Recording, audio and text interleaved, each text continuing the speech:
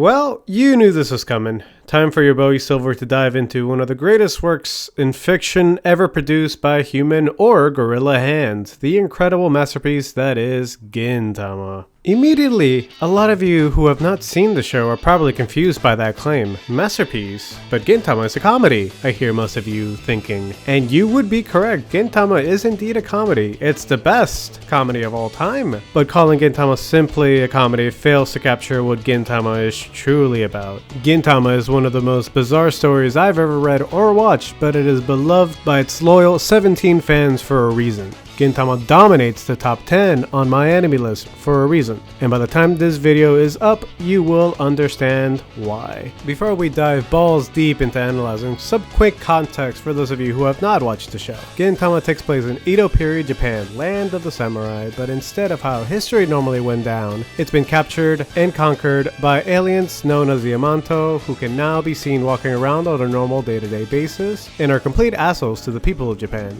This propels Japan, however, far into the future technology-wise with tech such as flying cars, flying ships, interstellar travel, and so on. To ensure the samurai don't rise up again in rebellion, however, they issue a swordband which leads into our main protagonist, Gintoki, to carry his iconic wooden sword. He creates a group called Yorozuya, or Odd Jobs, with two other main characters that make the main trio of the show. Shinpachi, the young man with ambitions to restore his father's dojo, functioning as the best straight man in anime. Kagura, a definitely not Saiyan knockoff who ran away from home, as the best heroine of all time simply from how batshit amazing and hilarious she is. Together, the trio do odd jobs for the town of Edo, specifically in the Kabuki district, where they are led into many bizarre circumstances where they meet all of the amazing side characters we will know and love in this show. As much as I love this show, and by God I love this show, it is undeniable that the show has a, let's say, slow start, while already having a high barrier of entry, that being 360 plus episodes and several movies on top of that. For the first 50-ish episodes, the story focuses on episodic comedy to introduce the world, the core characters and side characters, and all the wonderful running gags, and also allows for a plethora of character interactions. I was one of the lucky viewers in where I was drawn to the story immediately and loved the comedic arcs the first season of Gintama provided, due in large part to my love and appreciation for episodic comedy as seen by my well-established love of Saiki-K and Grand Blue. As any viewer of this channel will know, I am someone who really appreciates quality comedy anime that has sharp, witty dialogue, hilarious character interactions, and almost all of Gintama exemplifies this to a T. For the most part, the dialogue between all the characters is hilarious, well-paced, and will not fail to make you laugh. The voice actors also give it their all in every single line they utter in the show, and you can just feel how much fun they are all having with the scripts. Gintama also uses repetition perfectly, and they even made running gags, a trope that is rarely done well, into one of my favorite elements of the show, and I eagerly awaited them in each episode.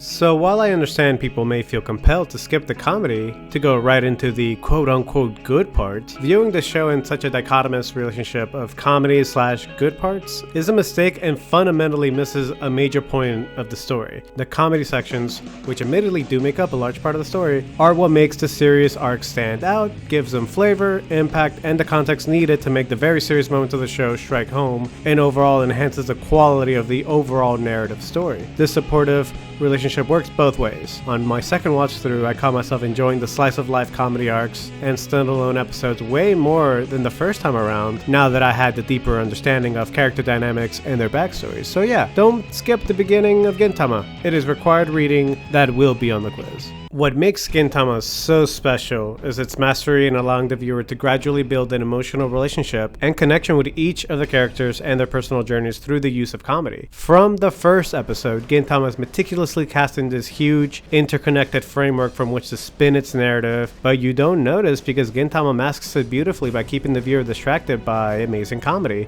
Honestly, what better way to distract the viewer of all their incredible world building that is being done in front of your eyes than by keeping you on the ground laughing your ass off. As you watch the show, you will feel like you're a part of the main trio, like you're a part of the vibrant world of Edo, and before you know it, it will feel like you're watching your closest friends. You will cry, laughing tears of joy watching someone like Katsura say say his name gag time and time again, or giggle whenever people poke fun at Gintoki and his dead fish eyes, but it won't be until the serious arcs where the truth of those jokes comes to light that you will cry actual tears from learning the deeper meaning behind those jokes. You will feel an emotional whiplash unlike anything you've ever experienced before, and it's honestly really hard to genuinely put it into words. But before you know it, you will be left astonished by what Gintama has been able to orchestrate right in front of your eyes.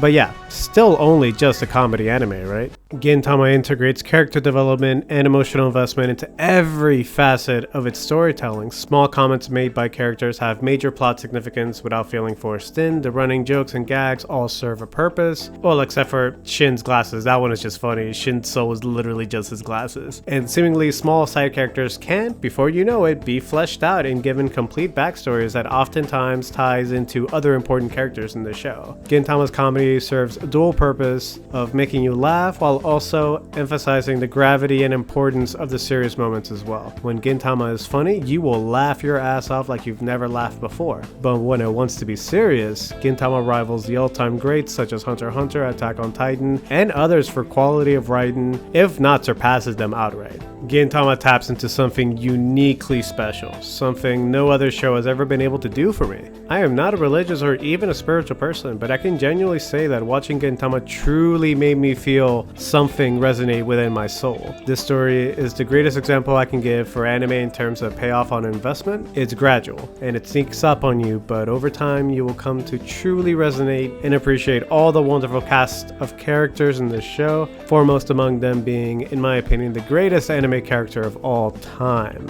Sakata Gintoki desu.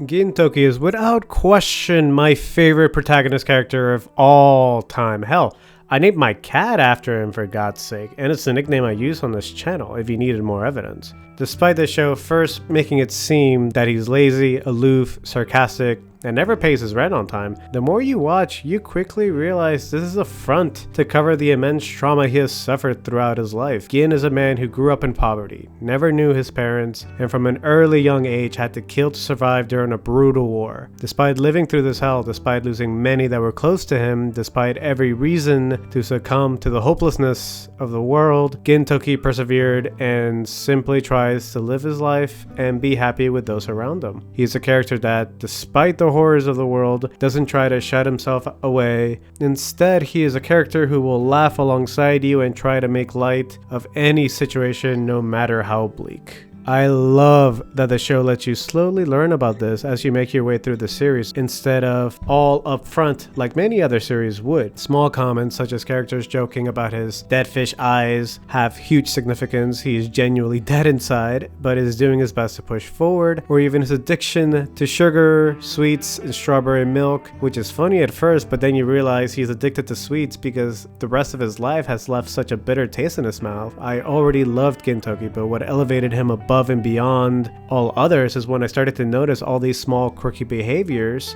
never outright stated but inferred, and how they clearly tied into his tragic past but without hitting you over the face with it. Once you have the context for his past, Gintoki's character truly shines out. He's not like most other protagonists with a huge overarching goal. He doesn't want to be the Hokage. He doesn't want to become the Pirate King. He's a character who, after all the horrible things he has had to endure in his life, he is content to simply try to live his life as best he can while being happy with those important to him. Gintama, at the end of the day, is a story about hope and that the pains and suffering of life are worth pushing through. There will always be dark, serious times, and there will always be light, comedic times as well. Each style, each type of arc is made bolder, more impactful by the other. I can't recall another anime being able to replicate this style of narrative structure, but Gintama manages to pull it off due to a combination of fantastic writing, top-tier comedy, and incredible characters. It's why Gintama gets better and better each time you watch it. And it's not just with Gintoki, you will feel such deep connections with Kagura, Shinpachi, Sadaharu, Zuda, Tama, all the Shinsengumi peeps, and all the other wonderful characters in the show. Big Daddy Matsudaria, Otose, Nobume, Hedoro, Tsuki, Kamui, and even one-off or other side characters such as the incredible Takatin, Time is money. Bakaoji, and the Shogun all add such vibrancy to the show, and I have such love and appreciation for all of these amazing characters in a way unrivaled by any other show. Also, real talk, Gintama is by far some of the best female characters in all of anime, with almost every single one being incredible and badass in their own way. Well, except for maybe Catherine. Gintama is simply the best anime I've ever experienced. Words cannot do its emotional impact justice, and it's honestly just really hard to put into words just how much I love this amazing story. When I first discovered Gintama, I binged the entire anime within a month and cried when I watched the final Gintama movie when it hit me that the story was finally over. But they were tears of joy, because by God, what a ride it was. When I first started this YouTube thing, Gintama was the show I wanted to tackle the most. I will absolutely do even more Gintama videos, because one video isn't enough time to allow my ADHD ass to ramble on this masterpiece of storytelling, not to mention its brilliant conclusion. I love Gintama, and I hope to all that is holy that more people give this incredible show a chance so they can experience it firsthand as well. Gintama is a life-changing, religious experience, and it will stand firm as my top anime, top show, top everything of all time for me. Many thanks for watching. As always, if you liked the video, please leave a like and a comment. They go a long way to help our channel grow and reach more people. Special thanks to our wonderful patrons as always for their continued support. It really helps us keep doing what we love. And this is Silver, and now you know where this name comes from. Like always, until next time.